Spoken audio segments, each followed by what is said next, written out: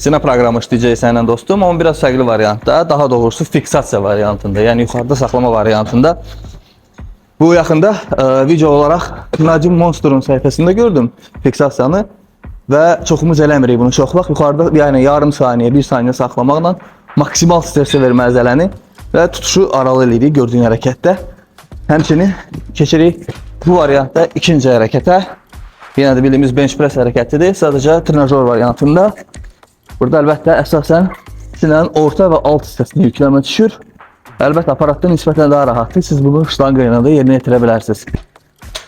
Üçüncü hərəkətə keçirik. Əlbəttə sinə məşqini razbotka, yəni fly dediyimiz hərəkəti yerinə yetirmədən təsəvvür eləmək istəmirəm. Əlbəttə ki, bu da yenə də ümumi sinəni işlədir. Həmçinin burada nisbətən daha çox orta ilə altı da yükləmə düşə bilər. Burada da yenə də fiksasiya eləyib yuxarıda yarım saniyə, 1 saniyə saxlayandan sonra hərəkəti işləyirik. Uca məndindən istəyirəm ki, maksimal yüklənmə gedir burada. Və dördüncü hərəkət, əgər proqramımız böyük deyilsə, həmçinin setləri də, sayıları da özünüz seçin. Məşq çəkilərimizə görə, proqramımıza görə. Bir də təcrübəyə əsasən çox azlığına təşkil edir və sonlamaq istəyərdim dördüncü hərəkət sinənin altı ilə. Bu Arnoldda gördüyümüz ideal hərəkətlərdən biridir. Məndən sevdiyim hərəkət deyərdim. Hər məşqin sonunda sinədə demək olar edirəm. Çox effektiv və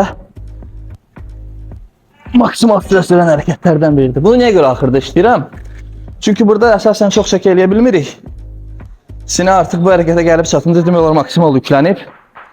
Maksimal stressdədir və burada da artanda yüngül çəki də əzələyə ağır kimi gəlir. Ona görə maksimal yükləməni verə bilirsiniz.